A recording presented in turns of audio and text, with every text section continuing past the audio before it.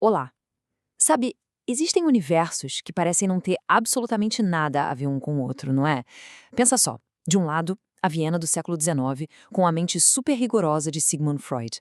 Do outro, as paisagens meio místicas de Paulo Coelho. Pois bem, o que a gente vai fazer aqui é buscar os fios invisíveis que conectam esses dois mundos e descobrir como eles, cada um à sua maneira, acabaram mapeando o mesmo território misterioso, a alma humana. Essa pergunta parece até uma pegadinha, né? Como é que a gente junta o pensador do pessimismo realista com o menestrel do otimismo mágico? Um falou sobre as prisões da nossa mente, o outro sobre as asas que o universo pode nos dar. Mas é justamente nessa improbabilidade toda que mora a beleza desta nossa exploração. Olhando assim, o abismo entre eles parece gigante. De um lado, Freud, psicanálise, a realidade nua e crua, o mal-estar, um certo pessimismo. Do outro, Coelho, espiritualidade, sonhos, a lenda pessoal e um baita otimismo. São opostos, tá na cara. Mas a pergunta é, será que são excludentes? Para começar a entender essa conexão, primeiro a gente precisa dar uma caminhada pelo território de Freud. Ele nos oferece um mapa bem cru, sabe? Bem honesto sobre a condição humana. Um mapa da realidade da nossa alma. A honestidade do Freud é, nossa, quase brutal. Ele não é sombrio por ser sombrio, ele é um observador clínico.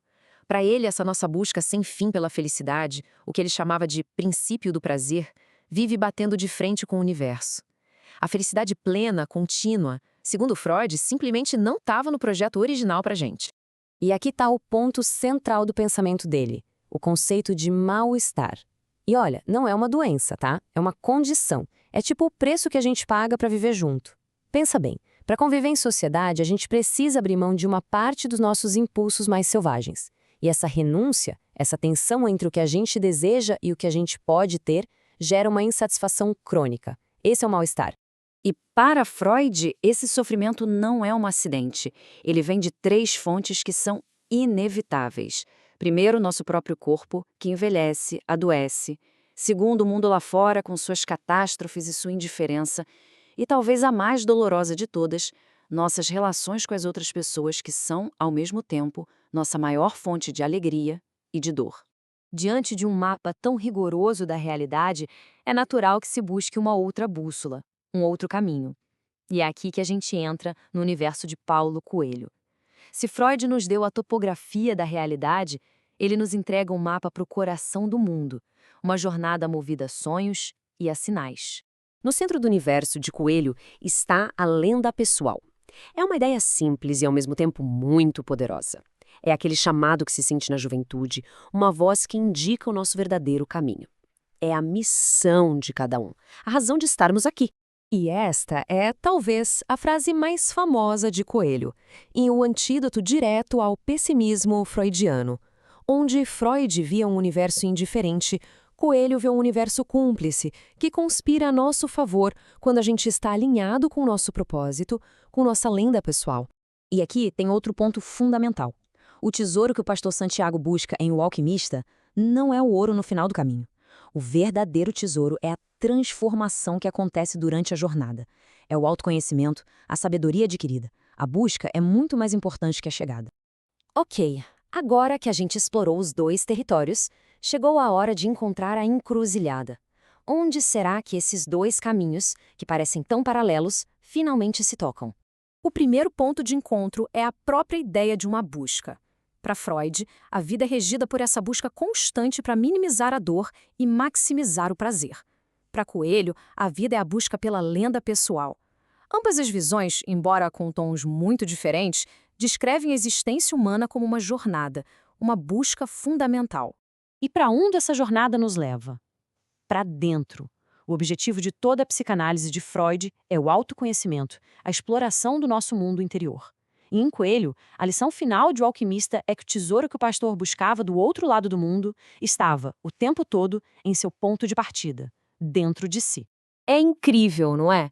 Mesmo em universos tão distintos, a linguagem da alma busca uma conexão. Os cartógrafos da alma, como Freud e Coelho, estavam, cada um à sua maneira, tentando decifrar os mesmos continentes desconhecidos. Agora vamos a um conceito fascinante de Freud. Ele analisou o que um amigo escritor chamou de sentimento oceânico.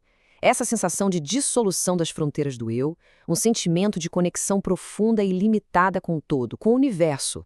Freud o via como um resquício de um estado infantil, mas já conhecia sua existência. E o que é a alma do mundo de Coelho? É a força espiritual que une e anima todas as coisas. É a linguagem universal dos sinais, do amor, da conexão. É a percepção de que não estamos separados, mas somos parte de um todo vivo e consciente. A semelhança é notável. Freud descreve um sentimento, uma sensação psicológica de fusão. Coelho descreve uma força mística, uma realidade espiritual. A origem da explicação é diferente. Uma é psicológica, a outra é mística. Mas a experiência descrita é a mesma. Uma profunda sensação de unidade. Então, o que a gente pode levar dessa travessia tão inesperada?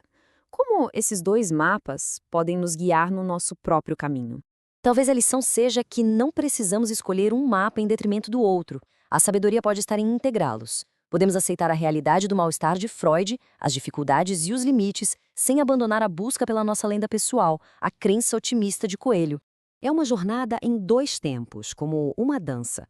Primeiro, a gente acolhe a realidade com os pés no chão, reconhecendo as fontes de sofrimento que Freud tão claramente apontou. Em segundo, a gente cultiva o sonho, com o coração aberto, mantendo viva a chama do nosso propósito, da nossa música interior, como Coelho nos ensina. E assim terminamos com essa reflexão. E se o grande tesouro não for nem a felicidade completa, que Freud considerava impossível, nem a realização de todos os sonhos, como em um conto de fadas? E se o verdadeiro tesouro, a verdadeira alquimia, for a arte de caminhar pelo mundo real com toda a sua dor e beleza, sem jamais perder a capacidade de ouvir a linguagem do coração? Fica a reflexão.